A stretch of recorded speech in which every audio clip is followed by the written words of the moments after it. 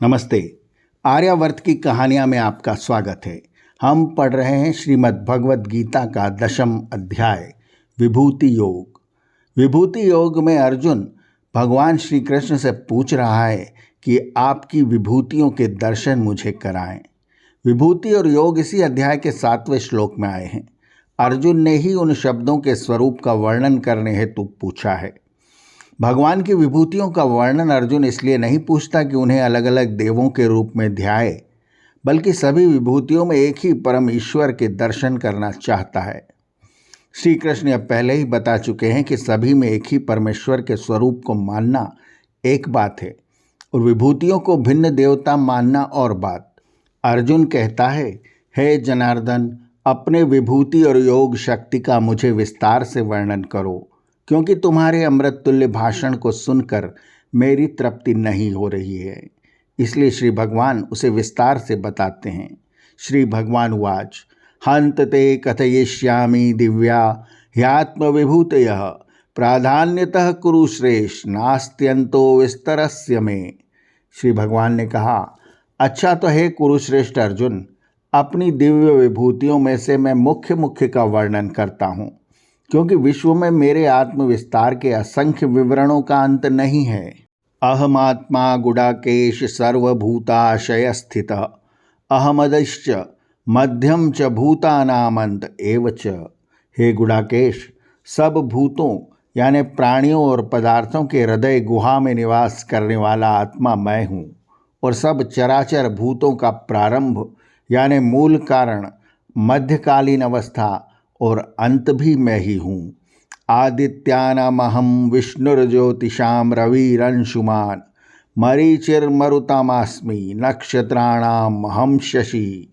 12 आदित्यों में मैं विष्णु हूँ, तेजस्वियों में अंशुमान सूर्य, 49 मरुतों में मैं मारीच और नक्षत्रों में चंद्रमा हूँ।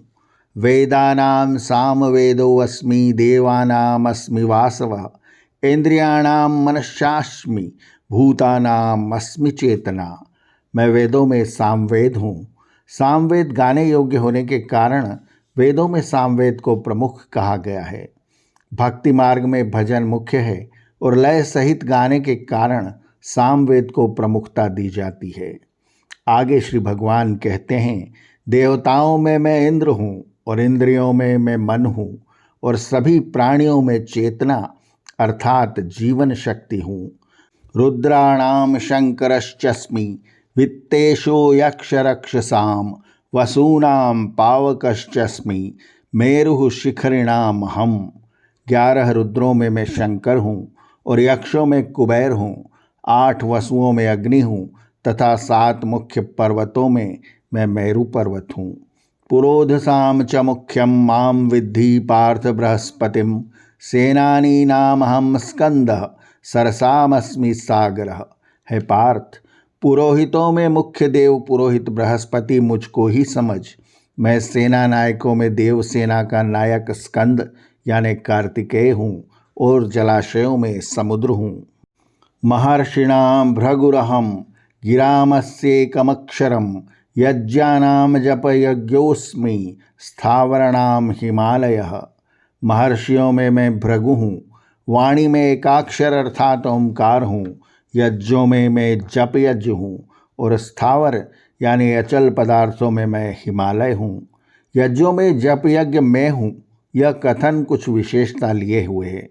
वैदिक कर्मकांडों के अनुसार यज्ञों में हवि अर्थात अग्नि में आहुति देने का कार्य प्रमुख होता है, पर भक्ति मार्ग में भगवान नाम स्मरण की प्रमुखता होती है। इसलिए जप यज्ञ को श्रेष्ठ बताने के लिए ये शब्द कहे गए हैं। आर्यावर्त की कहानियाँ के अगले अंक में भी जारी रहेगा श्री भगवान की दिव्य विभूतियों में से मुख्य विभूतियों का वर्णन। आर्यावर्त की कहानियाँ चैनल को सब्सक्राइब करें और बेल आइकन के बटन को दबाएं, ताकि हम जब नया वीडियो लेकर आएँ तो उसकी सूचना आपको तुरंत मिल जाए। धन्यवाद। नमस्ते।